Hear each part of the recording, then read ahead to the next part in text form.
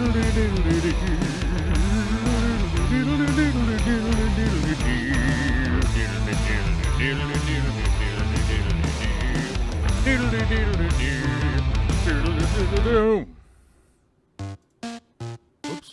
I hit the wrong button. Must be Monday. What's up, everybody? Happy Monday out there. Hope you're doing well. What is up with this? Why do I look all weird? Let's refresh the chat first and foremost. Hey, what's up, chat? How you doing?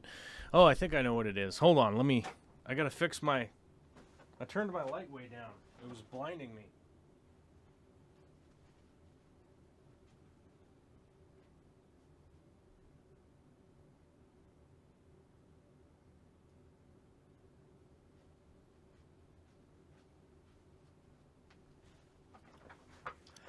There we go.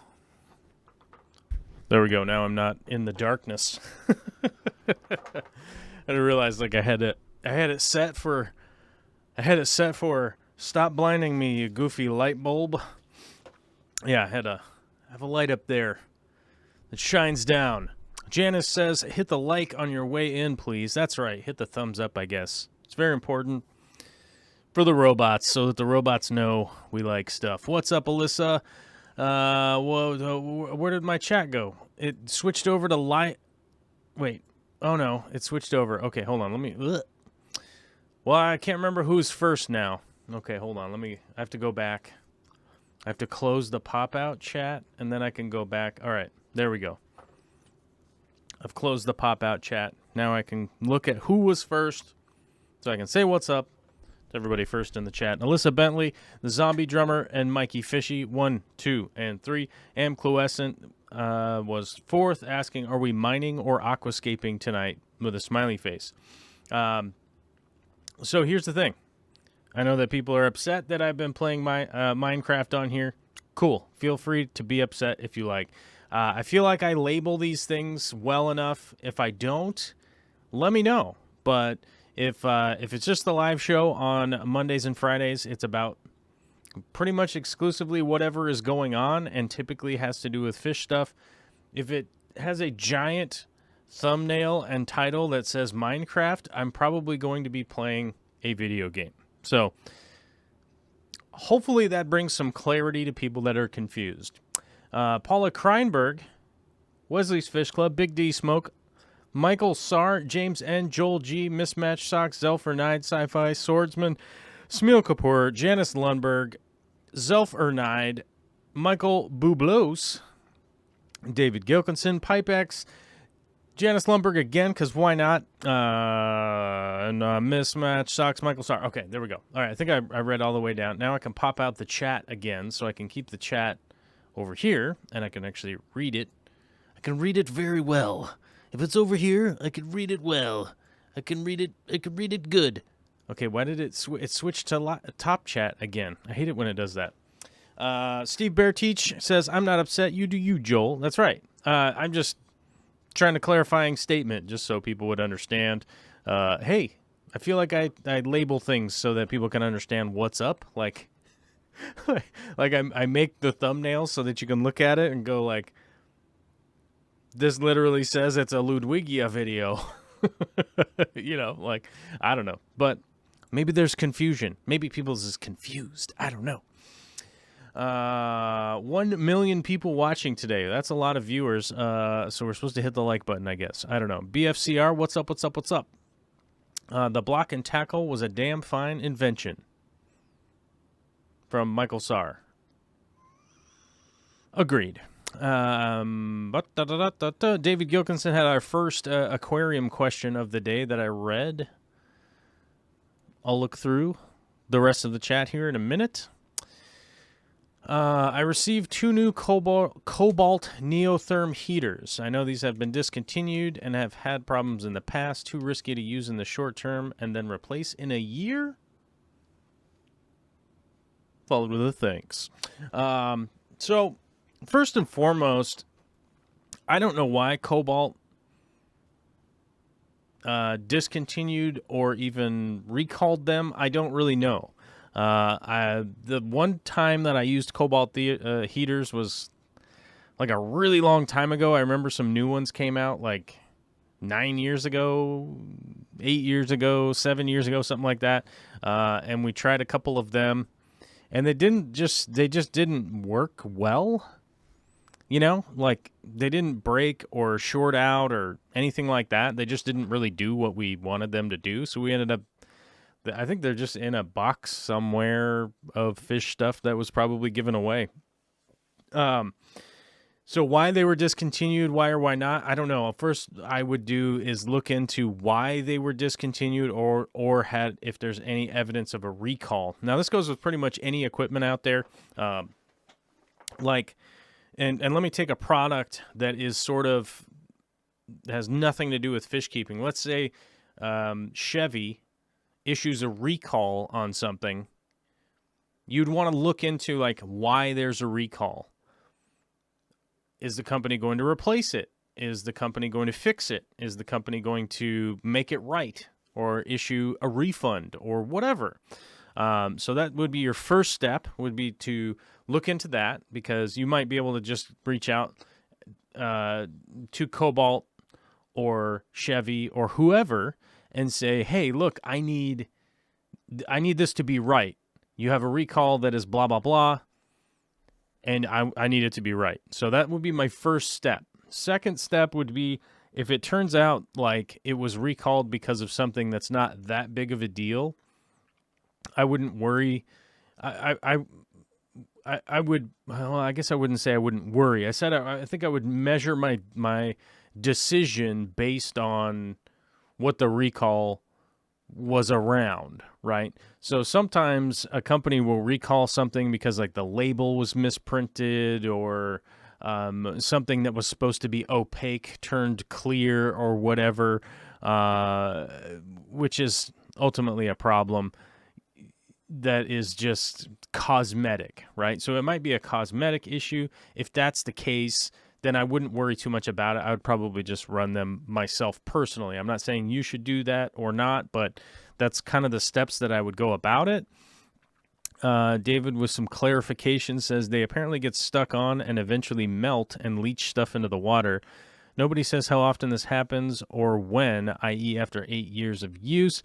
Yeah, so the first thing is that I would look to see some testimonials, but I would contact the company that made them and find out what they want. What do they want you to do? Like, are they just like, oh, hey, we had a couple of them break, and a lot of people have gone bonkers about it on the internet, but we assure you that it will be good? Then I would almost take that. I wouldn't necessarily take that to the bank, but I would essentially take whatever their statement is kind of, at face value with a grain of salt, and kind of make an evaluation on what it is that they're saying is going on. And then make your decision based off of that. Like, like I said, like it might be just a cosmetic thing that they may be getting rid of it, but it sounds like they stay on this and that. So, and that's like first and foremost, like one of the biggest problems with heaters is that they just stay on and sort of melt down. That's basically what it is. Like you're having kind of like a meltdown situation. And then the excessive heat from them staying on is what has a tendency to break them. One of the reasons I use the Eheim heaters that I use and the Fluval heaters that I use, those are the two that I use. So the Fluval heater is awesome because it has like a little readout screen that if something is wrong with it, it's supposed to tell you. Like it flashes blue if it's cold, it flashes red if it's too hot, it's green if it's correct, and then it will flash like all of the colors if it's malfunctioning in some way. Now, obviously that feature could stop working to some degree, and relying on it might be an issue. But the other heaters that I use, other than those Fluval ones, let me see if I have a link. Let me see if I can find a link real quick to the Fluval. Fluval. Oops. Heater. So these are the ones that I'm currently using with the little digital screen on them. Where are they? Are they like not on Amazon or something? Fluval heater. I don't. Well, first off, these Eheim Jaeger heaters, I've used these for over a decade now. This is by far my favorite heater. By the way, I am an Amazon affiliate, so if you buy something via Amazon, I do get a commission. So you've been warned that yes, I have an Amazon. Okay, yeah, FTC regulation accomplished.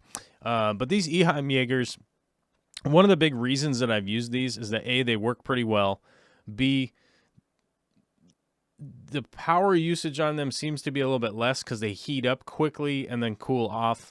They don't take as long to heat, in my experience, testing against other heaters.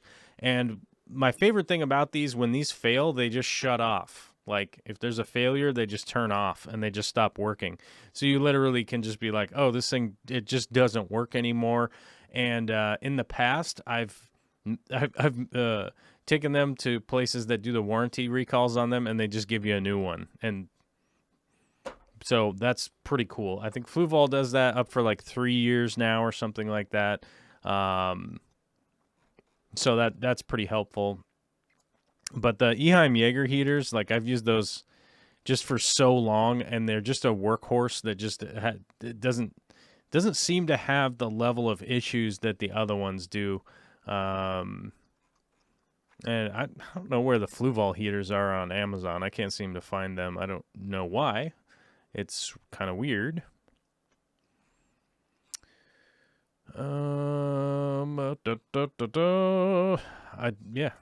Don't know why they're not showing up on Amazon, but But the Eheim Jaeger heaters, like I've used those things like forever, and can definitely recommend those. And the Fluval heaters have been working pretty good too. I just don't know where they are, why they're not on Amazon. So maybe you'll have to go to Aquarium Co-op. Yeah. Hey, Big Red's here. Good to be here. What's up, Big Red? Chubby Guppy's here. What's up? Love the Jaegers, but they look like lightsabers. At least my old one. Oh, you mean like the green ones? The old green ones definitely did look a little bit different. A little bit different. That's for sure. If you have a heater with the logic outside of the tank, they seem to be less likely to lock staying on, as it likely has a solid state relay. Yeah, you can definitely do an external heater controller.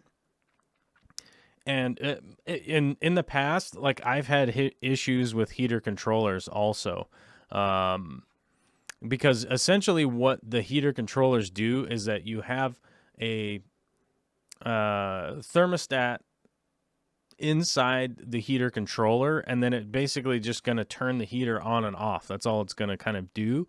So one of the slight issues is that you need to get a heater, a fish tank heater that doesn't have a thermostat in it, or you have to just like crank it all the way up. So you have to like crank the thing all the way up to plug into an external thermostat, right? Because if you're relying on this thermostat and then you have another thermostat, you're waiting on temperature readings from both of them to try and get the thing to work, right? So one of them just needs to be cranked all the way up, or you need to get a heater that has no thermostat built into it.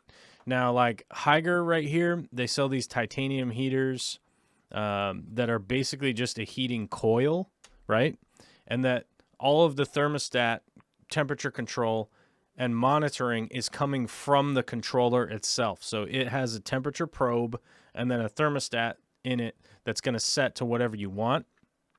But in the past, I found these to just use so much wattage that you start to run into electrical problems with a typical residential housing electrical, right? Because even this one, the 60 to 120 gallon titanium heater is going to use 1,000 watts. Or no, oh, sorry, this one's 500 watts. But the ones, sorry, the ones that I was running were 1,000 watts for a 240 gallon aquarium, which has a tendency to start to overload residential circuits. So then you're like, well, maybe I need to run some electrical, and then that's going to cost a bunch of money, blah, blah, blah. So the average person's generally going to be tripping breakers in their panel using these big heaters like this, with a titanium heater with a thermostat controller. It's essentially going to start to run into like really weird electrical situations. Even adding 500 watts to a circuit with a bunch of other stuff running on it, a lot of times can pop the breaker and just turn off your fish room, and you might not notice it. And then you might just have been, have had a power outage for 12 hours because you put a new heater in. Oh, look, it's working fine. Cool. Hung out for an hour. Nothing really happened. It seems to work good. That's cool. Oh, I got to go drive to work. You drive to work. You're gone all day. You come back and like, oh, why is the power out? Like, what's going on? So I've seen that stuff happen quite a bit. That actually used to happen when I was running like exclusively these titanium heaters with an external thermostat. And they did work fairly well. I wasn't, I wouldn't say that I wasn't disappointed. And there's a bunch of companies that make them. I've used the Higer ones. I think it said Higer. I don't know. I'm not sponsored by those guys or anything. I don't know how to say their name. No one's ever coached me on how to say their name, but I think it's said Higer. Could be wrong. The other ones I used to use were these really big Finex ones. And I don't even know if Finex makes those anymore, but there was a point in time where they were making those pretty strong external heaters. Like here's one that's like 1,500 watts, stuff like that. You start to run into, it's like running a couple hair dryers on a circuit. And, if you've ever experienced that in your life where you go ahead and turn on a vacuum and the air conditioner's running or something, and it's like, oh, pop the breaker, what happened?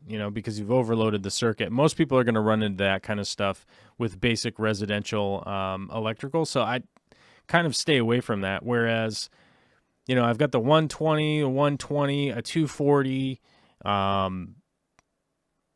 the 150, I've got a 60, all with sumps on them, so add in all that sump water volume. So I've got, a 150, 300 watts, 450, 600, 7. So think about 600 watts for like my whole entire fish room, or maybe less than that. It might only be the 100-watt heaters, because I'm not really adding a ton of heat via the heaters. They're basically there just as a on the off chance it needs to bump up the temperature a little bit. I insulated the hell out of that room, and I use my dehumidifier to heat the room itself. It keeps the tanks right at about 74 degrees realistically. And, if they're at like 74 degrees, it's pretty much fine.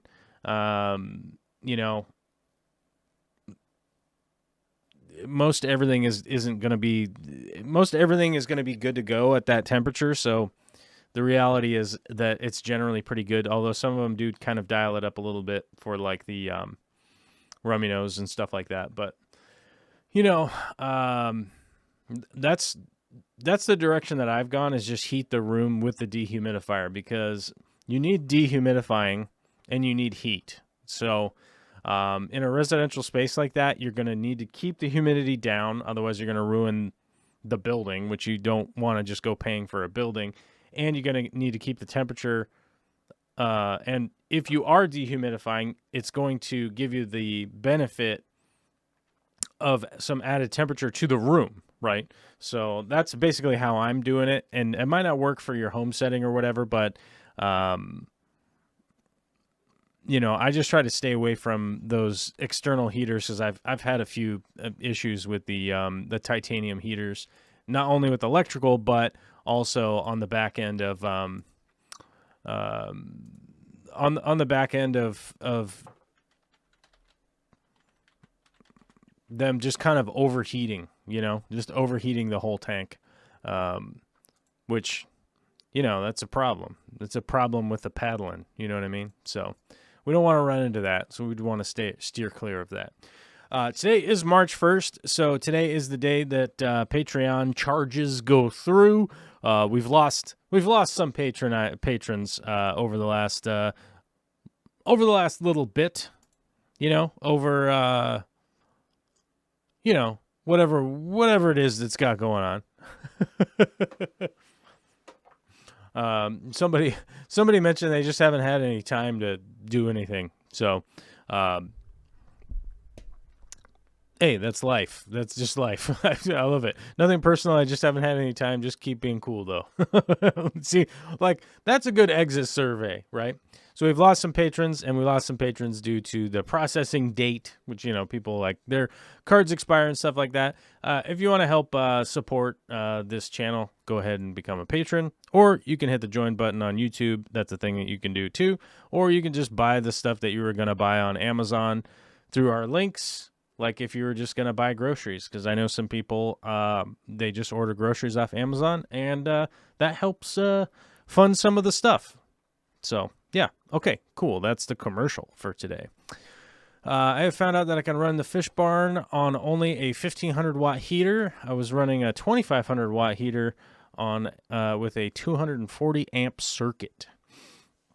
I'd have to do the math, and I'm not going to do it on online, but yes, it probably makes sense that you could only be running a 1,500 watt heater out there.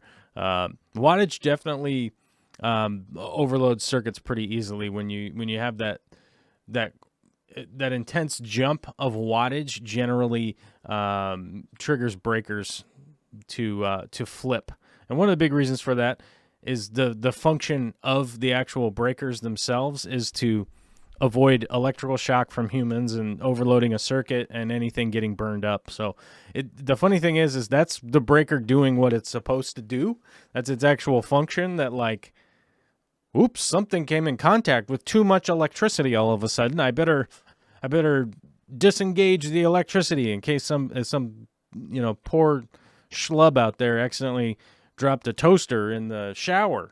We would never drop a toaster in the bathtub, you guys. We would never do that. Not in a video game and not in real life. We would never do that. But you might be thinking, hey, I'm going to make me a nice bagel whilst I shower and wash my armpits, and whoopsie-doopsie, got some water in there, flipped the breaker and turned it off and kept you safe. So that's pretty much what's up.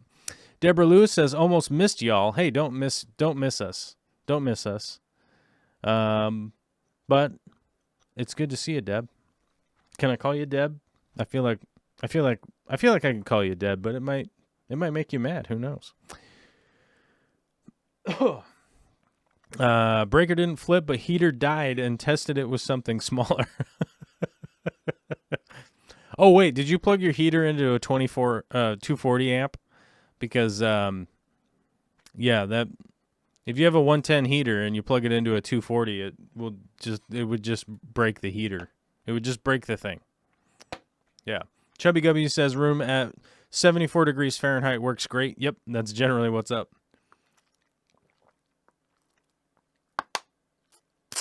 Yeah, David says, no fish room. Don't want me to heat my whole house to 78. Yeah, it's a bit much. It is a bit much, but you definitely do want to keep the humidity down in your house. It rots a building very, very fast. So you definitely do want to keep the humidity down just to make sure that you're not ruining your house or your apartment or your barn. You don't want to ruin your barn either. Ruining your barn is just a bad idea. You know what I'm saying, folks? When we have to sit down and we make up our checklist of good ideas and bad ideas, ruining the barn goes in the bad ideas column. Fish Tank Barn says, no, it was hardwired into the 240 on a thermostat. Oh, okay. Yeah, that makes sense. This sounds like you have like a wall heater out there. Yeah, just get rid of those wall heaters. They don't last. Those the in-wall heaters, they don't do it. Big Red says, I space my energy load out throughout the room, but most residential outlets are wired together in series. Yep, that is true. Would this cause the same amount of strain as having everything on one outlet? It wouldn't necessarily cause the same amount of strain. Having everything on one outlet is, I guess, let me see. How can I explain this? So, the gauge of wire running from your electrical panel to the outlet is what assigns the load that you can provide downstream, right? So, and if you're confused about what would happen if you put too much electricity through a wire, go turn on your toaster or your toaster oven or your oven for that matter, and turn it up to high, and then look in there and see the coil of wire itself providing a lot of resistance with the electricity going through it. That electricity heats up that wire, right? Heats up that wire, and it makes you toast. It toasts your toast with the heat. It roasts your roast. It does all things that rhyme with toast and roast. And so that's basically what would happen in your wall if you had unlimited supply of power to those outlets. Now, I think most people out there would recognize, hey, if you had a red-hot wire running through the wall, it wouldn't be long before you would have a more pressing issue of a house fire. So that is what needs to be avoided. So the breakers on the panel only allow a certain amount of draw to go through the gauge of wire that you have going to the outlets, so that never happens, right? And the breaker will flip if you exceed whatever the breaker is designed to allow through, right? If you have a bunch of outlets in a row, every single point where that wire is connecting is an extra point of resistance, just like inside your toaster. When the wire gets red hot, that's because the wire is resistant to the electricity flowing through it, right? It creates heat and slows down the amount of electricity that will make it down the line. So when a contractor or an electrician is building your house, they will design like, we only want like 4 or 5 receptacles on this circuit itself because we don't want to create a bunch of resistance in the electrical system. Now, residential homes are kind of renowned for having old electrical installed where you'll be like, oh, if I turn off this breaker here, it turns off 16 outlets in the house or something crazy, right? Which generally means it's time to consider upgrading your system in your house if you feel like you're going to live there for more than another week, right? Otherwise, if you're moving away right away, don't do it. But if you're going to live there for more than a week, maybe consider, just make a basic consideration of like, maybe we should upgrade this to some degree. Because most of our appliances and things draw a lot more power. We use a ton more electricity than we ever have in the past. So, but nowadays, your system's going to be designed so that you have less resistance down the line, poor connections, stuff like that. Chubby Guppy there says, gets hot wires expand and contract. Poor connections can make it worse, so your circuit is only as good as its weakest link. That's right. So, as you go down the line, everything needs to be the exact same gauge. Everything needs to be properly assembled, properly protected, all that kind of stuff. So there's a lot of stuff that goes into it, but basically put, if you have a bunch of things on a couple of outlets, you would want to disperse how you're plugging into it, right? And one of the big reasons for that is that a $6 power strip, generally speaking, doesn't have a lot of great connections inside it. So you would want to limit the amount of poor connections that you have, creating more and more resistance down the line. So if you have them all chained together and continue to go, eventually you're going to have somewhere in there is a bad connection that's drawing a lot of power through it. So that's why you'd have like a power strip with 5 outlets. You'd plug it into the bottom outlet. Maybe you put a light and a heater and a thing, and it runs your system like that. And then you don't want to plug like an extension cord into there and then go to another one. That's not what you'd want to do. So you want to avoid daisy chaining stuff together, so don't do that. You definitely want to avoid overloading an outlet, because just as the more points of connection you get down the line, you end up with more resistance, which does, as Chubby Guppy said, we were getting to that point where I was going to start talking about expanding and contracting, but you got it in there quickly, so hopefully that helps somebody out. But that's basically what you get down to, is you get to a point where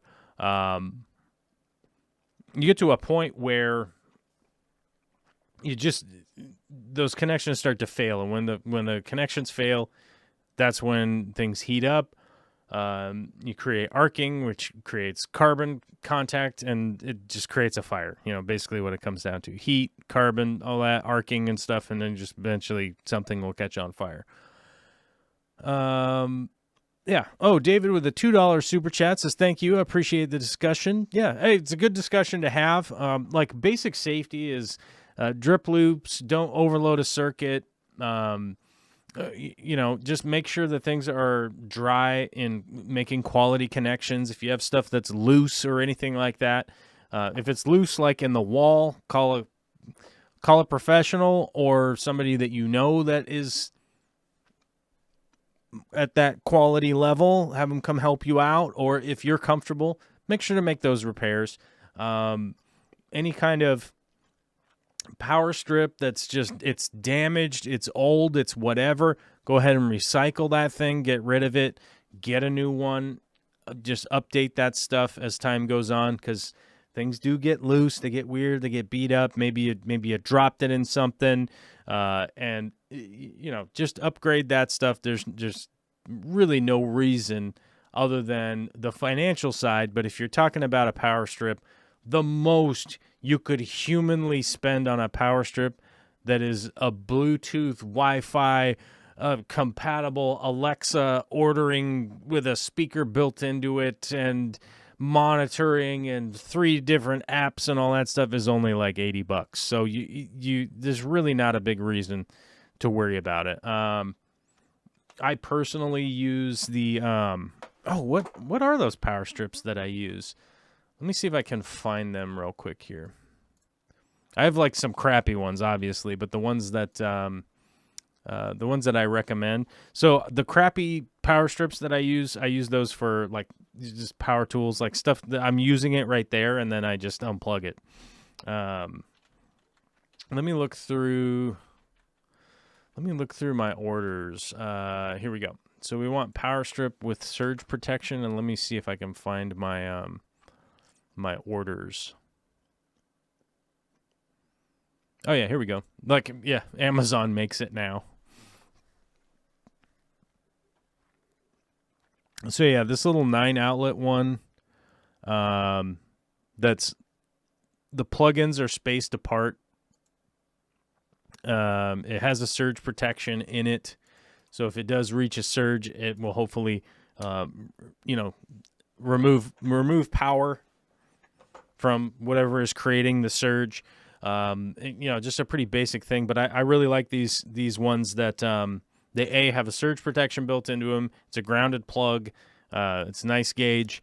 It has and all of the outlets are nicely spaced apart, so you're really not trying to get all kind of crazy with how you're setting your stuff up. It gives you space to plug everything in nicely without like having to add another power strip or anything goofy like that. You can get the big long ones if you want, but I don't recommend to have every single, just because it has 9 outlets, I don't recommend having 9 things plugged into it, you know what I mean? So, but this one also is limited to 15 amps. So if you literally had, most residential circuits are graded to 15 amps. So if you have everything plugged in there and then a bunch of other stuff, you'll probably just pop the breaker. So if you manage to get max load on it, that's sort of the cheap one. And then, where's the other ones? I think it's Casa. I think Casa makes them or something like that. Let me see if I can't find those Casa ones. Power strip, Casa. Maybe I can look through that and that'll get it. I think Casa makes them. Oh yeah. Here it is. So these ones are a little more expensive. That is assured. Oh no, this one's actually the same price, but you obviously get less plugs. But but these ones actually this one has like a Wi-Fi timer built into it, so you actually don't have to plug in those janky like old sprinkler timers or any of that kind of stuff. You can actually just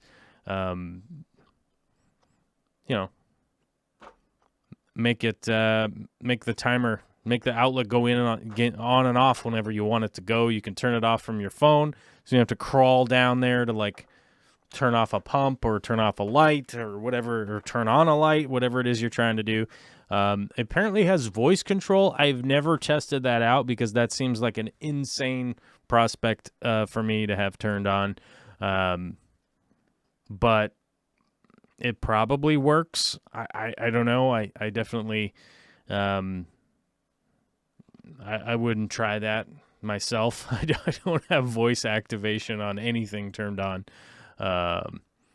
Mainly because it just seems like a really bad idea as far as I'm concerned. I'm always like muttering to myself, and I really don't want Alexa ordering things, like that doesn't seem like a good idea to me. So I don't like the voice control. Apparently a lot of people do, I don't know, but it is what it is. We got a 500 penny 499 penny super chat from the Fish Tank Barn. That is amazing. Thank you, my guy. I don't ever it's not a requirement for people to super chat, but I do appreciate it. And I do try to do my best to answer super chats and stuff because I was actually listening to I guess it doesn't matter who I was listening to, but I was listening to somebody who's pretty successful, a pretty successful person who was doing a podcast, right? And they were talking about how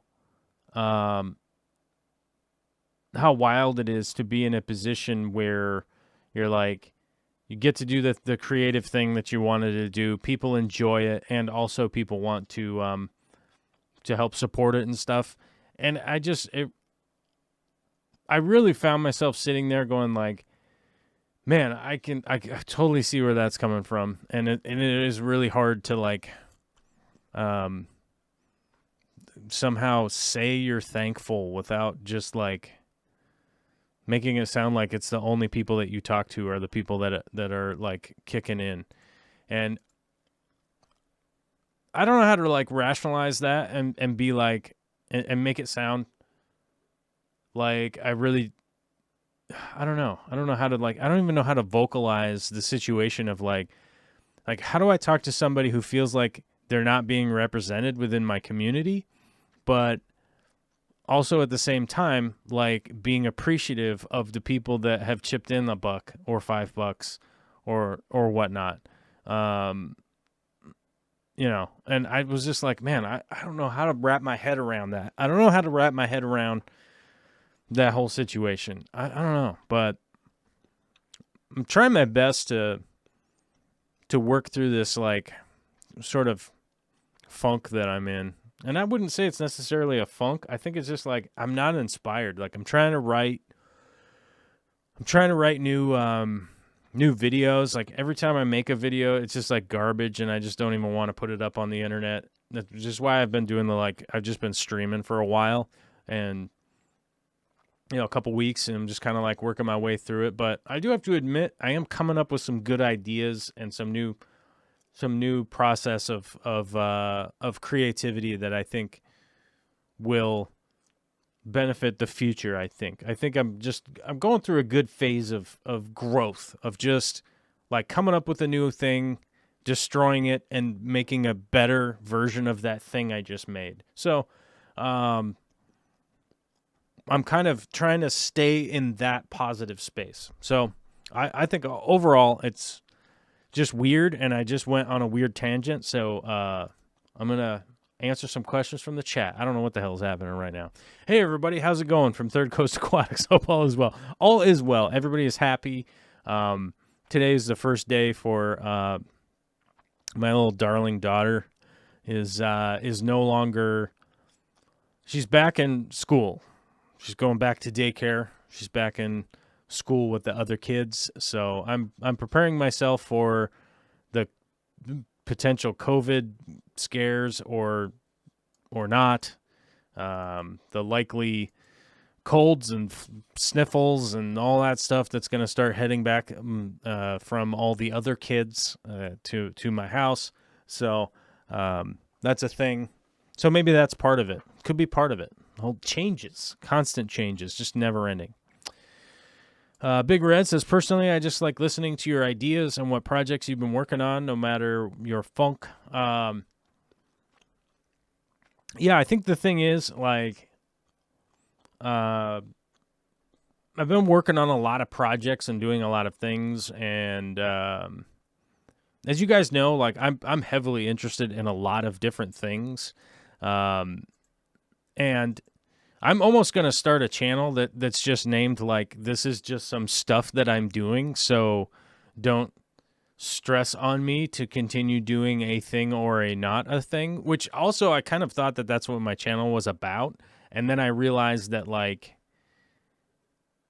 I somehow like hyper branded my channel at some point in time. I really did. I went through and I'm like, this is fish tank stuff, and that's all the thing that's ever going to happen. And I presented myself like inappropriately to some people that are like, I thought this would only ever be fish tank stuff, and that's the only thing I'm interested in, and blah blah blah. So, like maybe that's the case. And it is just kind of a weird thing that I might just make a channel that's called like, it's just things, and I'm doing these things, so there's a thing happening, or maybe there isn't a thing happening. I don't know. Aquaman says, United States Postal Service sucks right now. I have $150 in plant claims in queue. Well, it's weird that you would say in queue, but the United States Postal Service does not suck. It has been going through a serious defunding with them forced with the, I don't necessarily want to get into it like at length, but they basically forced the United States Postal Service to fund all retirements and all of this stuff in order to try and open up the marketplace for private companies to try and outcompete the Postal Service. We do need some legislation passed. It's a pretty political conversation that I just don't have the energy for right now. They don't suck. The weather sucks.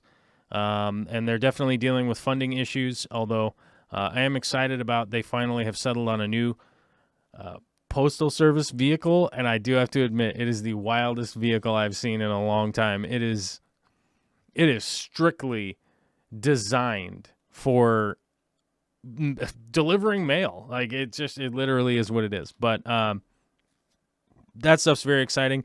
I'm a huge fan of the United States Postal Service. I think that we should fund it forever, in perpetuity, and do not let FedEx, UPS, DHL, whatever all the other competitors are, convince you with some flashy branding BS to convince you that like the private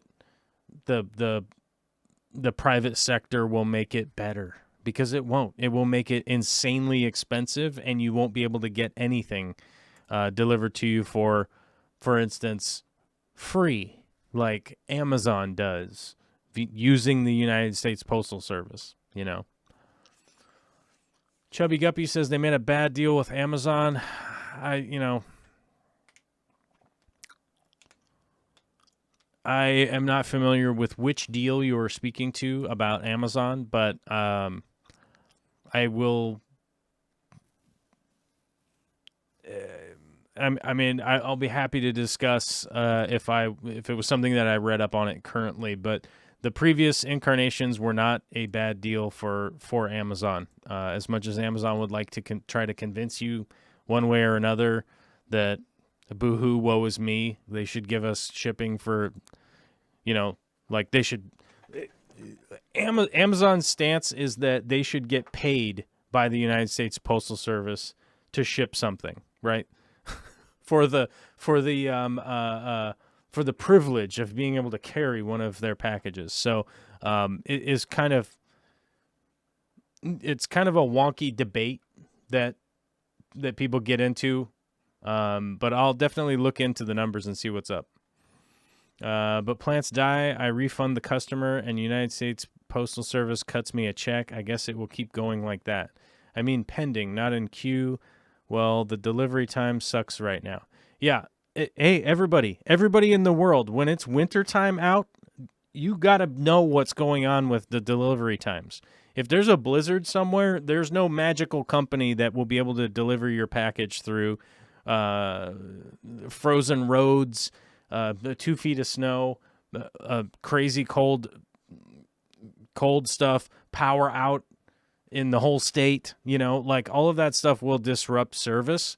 And if you're somebody who is supplying things and shipping things to people, like you got to know about that stuff. And that's one of the reasons I do not ship things to people.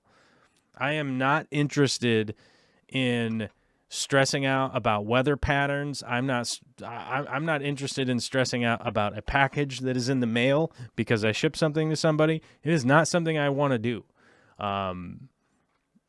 That stuff stresses me out, and it's not something I want to be involved in. It's one of the reasons that I am I am partnered up in the way that I am with the aquarium co-op. They do the shipping stuff. I don't want to do shipping stuff. I don't want to put stuff in a box and then stress out about it for the next 3 days. I don't want to do that. So those guys do it. I admire it. It is very difficult, Aquaman says, I don't think it was a storm. I think they put it on the wrong truck. While that is a possibility, that definitely happens with FedEx. That definitely happens with DHL. That definitely happens with any of the other shipping companies out there. That stuff does happen sometimes. We got a $5 super chat from Mikey Fishy from Here's to Defunkifying. Thanks, buddy. Yeah, it's all about like shaking off the funk. You know what I mean? So it's been a big, like a wild 12 months here. That's for sure. It has been totally weird to just have like no contact with anybody. Like today was the weirdest day I've had in a year, where I ran like 4 errands this morning. I went and got a COVID socially distant haircut. We dropped off Olivia at the daycare. I went and had to get my oil changed. I know I got my water pump replaced last week. Was it last week or? Okay. The water pump's like 10 days old now, so that's amazing. Happy 10-day birthday to my water pump replacement in my truck. We did get the water pump done and everything, but of course I didn't get the oil changed and all that stuff. But, but I went and got my oil changed, and I had to go get CO2 for my fish tanks. And it was like, I got to do all this COVID safe, everything, and, it's been a year, man. Like, we're just out here. We're just out here in this friggin' pandemic, like, for the last 12 months being stressed out to the eyeballs. And, yeah. So, thank you, Mikey. I appreciate it, man. It has been a weird year, for sure.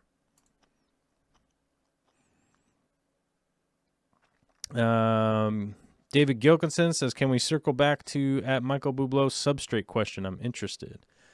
Let's see. Oh, Don Gallagher showed up. What's up, dude? I think I was getting weird. Michael was asking, I heard you say in one of your old videos that you've tried and mixed Eco-Complete with Fluval Stratum. Did you layer each type of substrate or just mix it all together? So Eco-Complete and Fluorite basically do sort of the same thing. They're both fairly inert. They're both vulcanized. They're all a vulcanized substrate. Okay. So that means in layman's terms, it comes from a volcano, right? Which means it's been superheated, and it basically eliminated most, impurities, I guess would be kind of a way to put it. So if you took like a bunch of stuff and superheated it in a giant, what do you call that? Oh, what is the name of that? It's not a tombstone. What the hell is that thing called? Hold on, let me figure out what the name of this furnace is. Super hot furnace for metal. Oh, I could probably hit the L and not the apostrophe. That would be cool. Or the semicolon, sorry. What the hell you call that thing? Super hot boiler? That's not it. I don't know, a blast furnace or something? There is a name for that thing. What is that called? When you, it's not a foundry. Maybe it's a foundry. Is that right? Somebody will know in the chat in a minute once you guys catch up with my conversation, because you guys are on a delay. Master of Snatch says, that's who you remind me of, Ernie from Sesame Street, if he was all grown up. Yeah, I have big eyebrows, so that's probably the deal. A crucible. There we go. Crucible. Yeah. So if you stuck all the stuff in a crucible, melted it down, and came out with all the impurities sort of removed, that is basically kind of what you would come out with, right? Laterite's like that. The stuff that Eco-Complete's made out of is like that. You're basically getting all that stuff bonked out of the substrate, which does a great job in an aquarium with, more or less its cation capacity is there. It doesn't have much humic acid or anything like that added into it, but it is mainly a vulcanized substrate, which is really good in an aquarium because of the flooded nature of an aquarium, right? And that means it's always going to be submerged. It's always going to be underwater. Water is always going to be affecting that substrate. So if you're considering your substrate for your garden or your lawn or your driveway or whatever, there's different considerations to be made because of it getting wet and getting dry and getting wet and getting dry and getting wet and getting dry. Whereas the substrate in your aquarium is always going to be as moist as possible. What's the humidity is what, 200% or something? I don't know what the humidity of water is. I don't know, but you get it. It's going to be underwater the whole time. So you do have to take that into play and not go with, what is going on with chat is freaking out over here. Okay, there we go. So you want to take that into consideration that it's always going to be underwater and you're in a growing condition that's underwater. So that's going to be different from a cornfield. It's going to be different from your garden, blah, blah, blah, blah, blah, right? So we all understand that. Eco-Complete and Fluorite do a great job of occupying that lower space in the substrate of an aquarium. I don't think it does great as an individual substrate. It kind of leaves some lacking things like humic acid, like ammonium, and a few other things. But you're basically kind of missing some of the softening of the water, essentially, from the kind of breakdown and things that Fluval Stratum does a little bit of fairly well, but at a good price point versus like ADA Aqua Soil or any of the other name brands. There's a lot of them out there now. Most of them are all coming from only a couple of places that actually make those soils. So I'm not super concerned about, Landon versus ADA versus, Fluval Stratum versus this versus that versus the what is that, Brightwell. There's not very many factories that make that soil, so most make aqua soil. So most of it's coming from a very limited facilities that you're generally going to be getting pretty much the same thing in a different bag with a slightly different recipe, but it's not going to be that far off. And so in my personal experience and my testing, just from all of the tanks that I've done, it does a great job of being that lower layer. So I don't mix them all together. I would normally put down like Eco Complete first, then do an aqua soil over the top. My impression for a long time was, hey, the Eco Complete, the fluorite, that stuff is way cheaper. So you're like, oh, maybe I'll get a couple bags of that, then I'll fill it with aqua soil. I've done the volume comparison videos, and I hope you guys have seen those. That stuff is not cheaper. You just get half the volume. So, the issue that I ran into was like, wait a minute, the realization that I'm not saving to build volume with my substrate. I'm literally just buying a different stuff and then mixing it up. So I just said, screw it. And I started mixing ADA and Fluval Stratum together. And I just automatically buy like one bag of substrate a month.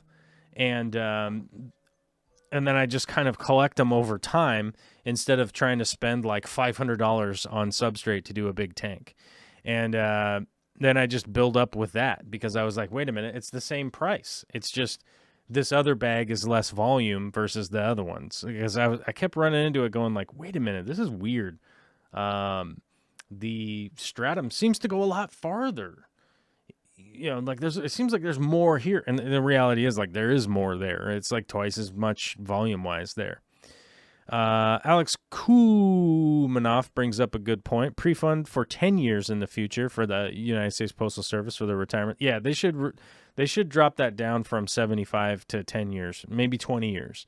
That should be pre-funded at a reasonable number, not 75 years. That's insanity. The Chubby Guppy says we used them to melt down aluminum cans. We ran sample though. We ran sample through the reactor made Na24 aluminum ingots. Wow. That actually is really cool. Crucibles are cool. I can never remember the name of them. I don't know what the problem is with my brain on that. Don Gallagher is working, so I'm mostly listening. All right, what's up, bud? With the volume that the United States Postal Service handles, it's amazing how well their service is. A stamp will get a letter from here to from New Jersey to California in a few days. I think that is amazing. Yeah, and the fact that it's like 49 cents or whatever is insane too. How much to actually? Let's look this up real quick. How much to mail a letter in, let's say Canada. Let's just say Canada. They're pretty equatable. They border with us. Let's see. Okay, cost of mailing a letter in Canada. Here we go. Although you can use regular stamps, the stamp cost, and this stamp costs an average of $1.20. Although you can use regular stamps, they must add up to $1.20 each. If you're sending a first-class letter to Canada, the first 3.5 ounces of postage can cost an average of $2.08.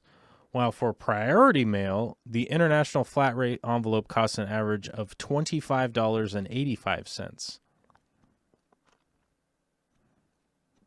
For a standard size mail like parcels, letter envelopes, letter in Canada under this category is $1.07 for a single stamp.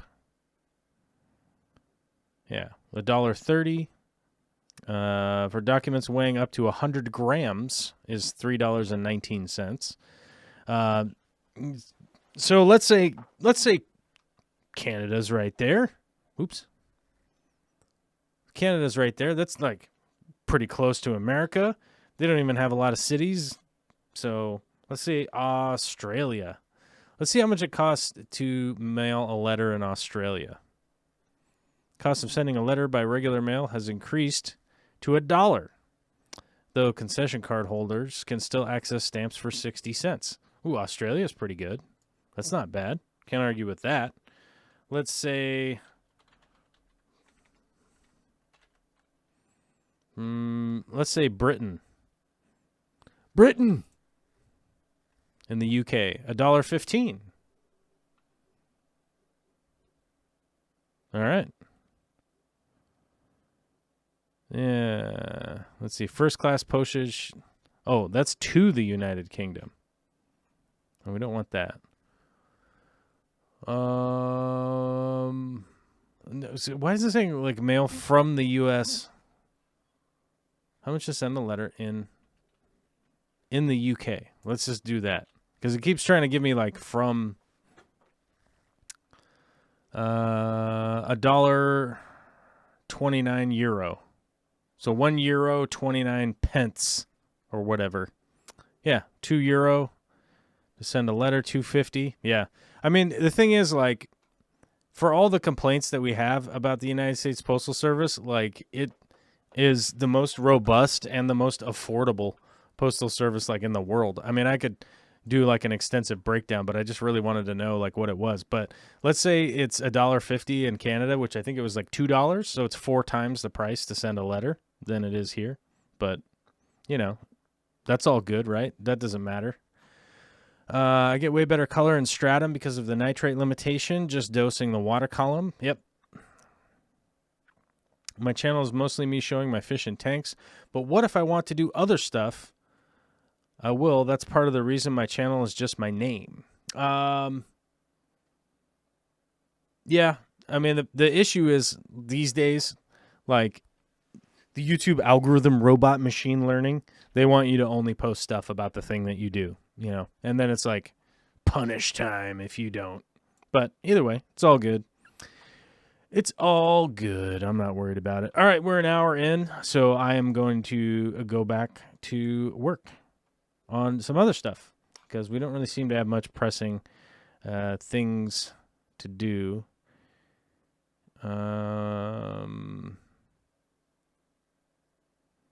Yeah, we don't have too much to do here. Yeah. Yeah, okay. About an hour in for today, and I'll talk to y'all later.